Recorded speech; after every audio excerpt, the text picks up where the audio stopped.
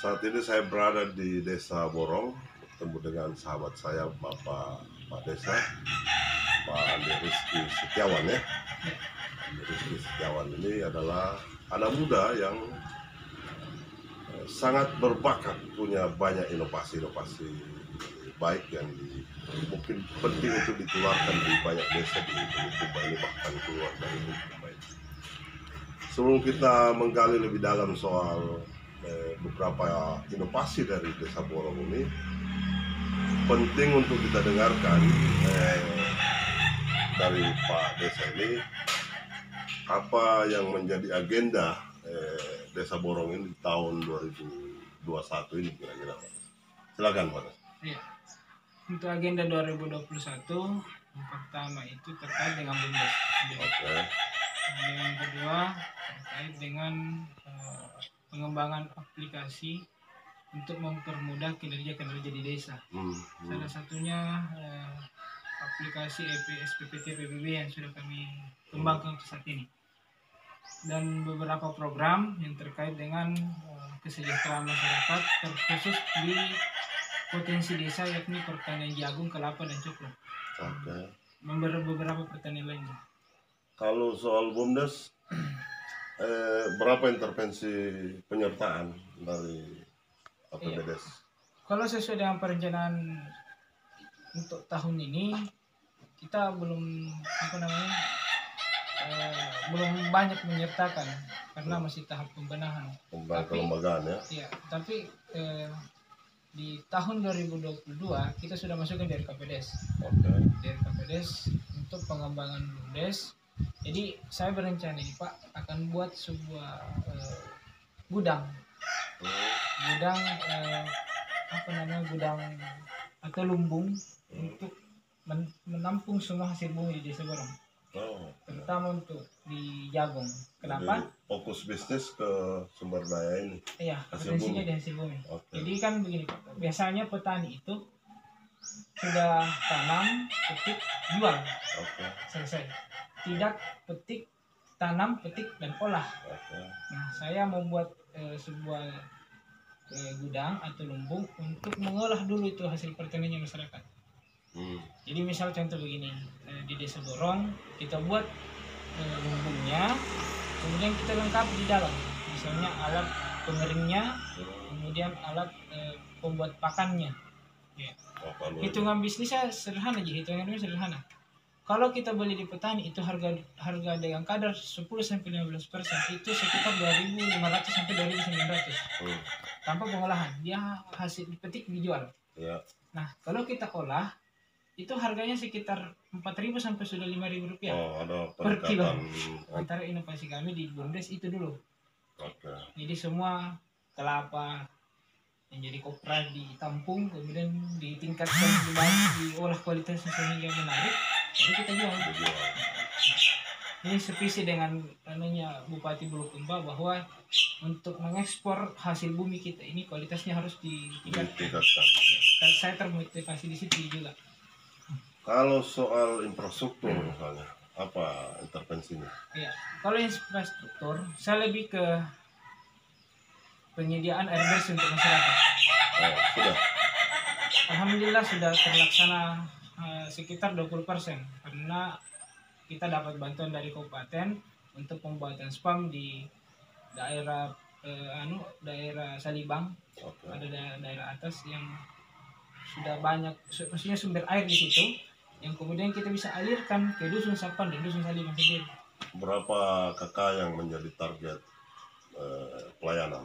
Di dua dusun ini, kalau di Salibang itu sekitar 500, di Sapan sekitar 275. Besar, sekitar 700 kakak targetan kami. Ini beda lagi di dusun Kajang-Kajang dan dusun Borong.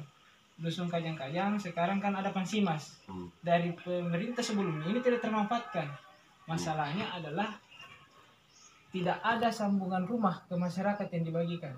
Nah, saya di periode saya ini 2021, alhamdulillah kita dapat aspirasi, dapat program dari kabupaten untuk membangun SR ini tadi. Sambungan ini. Dan ini sudah tayang, mungkin bulan-bulan 9 sudah mulai dikerja. Itu di dusun Kajang-Kajang. Kemudian di dusun Borong Sementara saya pengusulan juga di tahun 2022 untuk pengguna spam. Jadi dia akan ada spam di atas, kemudian kita jejaring pipa dan lengkapi dengan SR. Kira-kira begitu. Soal aplikasi nih yang bisa ditunjukkan, aplikasi PBB ya atau aplikasi apa? Ini aplikasi PBB. Jadi saya ceritakan dulu Ya, ini kenapa saya buat. Jadi begini, PBB ini aplikasi SPPT PBB ini sebenarnya kita buat itu karena berdasarkan keresahan dari masyarakat. Oke. Keresahannya adalah ketika masyarakat sudah bayar PBB tadi di debt collector, ternyata di dinas terkait itu tidak sampai pembayarannya. Itu banyak kasusnya di sini. Nah, saya coba Jadi terus yang akumulasi tunggakan kabupaten ini sampai 20 miliar itu spiritnya juga dari situ. ya salah satu dari situ karena salah satunya juga saya ingin membantu sebenarnya apa yang saya buat di desa ini bisa bermanfaat untuk kabupaten. Oke. Ya. Karena begini, saya tidak mau mengeneralkan masalah ini, tapi masalah yang di desa saya seperti itu. Ya, yang kayak tadi misalnya sudah bayar tapi tidak sampai. Tidak sampai. Yang kedua masalahnya pendataan yang di pajak ini kurang bagus sehingga banyak yang error. Tidak mampu dijabarkan dengan baik. Akhirnya banyak yang masalah-masalah timbul. Kalau dipikir pendataan ini sangat sederhana aja, tidak ada yang terlalu krusial. Tapi inti dari semua masalah yang ada itu berdasarkan dari data. Kalau saya lihat ini begitu. Jadi dari situ saya kemudian berinovasi dengan pemuda desa membuat aplikasi untuk memudahkan. Ini aplikasinya. Iya, ini aplikasinya memudahkan masyarakat, memudahkan debt collector untuk menagih pajak PBB. Iya. Nah, cara kerjanya sangat simpel. Jadi kalau kita klik misalnya, ini kan belum terbayarkan ini. Iya. Nah, kalau kita klik kemudian bayarkan, langsung otomatis terlunaskan. Bebas. Dan ini tidak akan muncul lagi di wajib pajak. Dia akan muncul di daftar lunas. Di mana di sini? Yang kita bayarkan tadi yang ini. Ya. Nah, gunanya aplikasi ini yang pertama, di kepala desa sebagai pelaksana di desa itu mampu mengontrol berapa jumlah pajak yang sudah ditagih oleh debt collector-nya. Iya. Yang pertama. Yang kedua, aplikasi ini mampu menertibkan data-data terkait PBB. Bayangkan kalau misalnya kita di desa Borong ada 2.800 data yang harus kita olah dengan cara manual. Nah, ini sekarang kita sudah masuk di sini dan bisa dibuat secara digital. Kira-kira begitu. Pada intinya adalah Kemudahan ya. kemudahan untuk mengontrol data supaya tersistematis.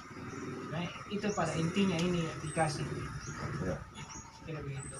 Tapi warga sudah tahu nih kalau ada nih aplikasinya di Borong. Alhamdulillah sebagian sudah tahu. Oh, Ini buat kemarin minggu lalu. minggu lalu.